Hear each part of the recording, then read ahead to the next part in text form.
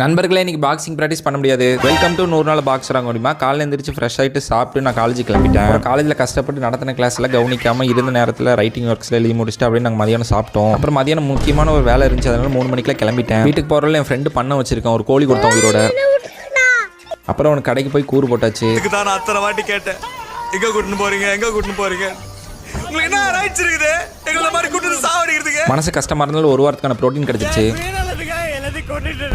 அப்புறம் blood donate பண்ண கிளம்பினேன். போகிறதுக்கு முன்னாடி ஒரு 3 பிரெட் ஆம்லேட் சாப்பிட்டு போனேன் வீட்டில். கடைசி எப்போ டொனேட் பண்ண நாகம்ல, அதனால சர்டிஃபிகேட்டில் பார்த்தேன். கொடுத்து 3 மாதம் ஆச்சு. அப்புறம் ரத்த வங்கிக்கு போனது ஃபர்ஸ்ட் பிளட் செக் பண்ணாங்க, அதுக்கப்புறம் சைன் வாங்கிட்டு பிளட் ப்ரெஷர் செக் பண்ணாங்க. அப்புறம் பிளட் எடுக்க ஸ்டார்ட் பண்ணிட்டாங்க. அப்புறம் 1 யூனிட் பிளட் எடுத்தாங்க. 450 to 500 ml பிளட் வரும். அப்புறம் ஹீமோக்ளோபின் லெவல் 15.5% இருக்குன்னு சொன்னாங்க. பிளட் எடுத்து முடிச்சோன்னே மாசா பிஸ்கெட் பேக்கெட் கொடுத்தாங்க. மாசாவுக்கு பதிலாக கேம்பா கொடுத்துருக்கலாம்.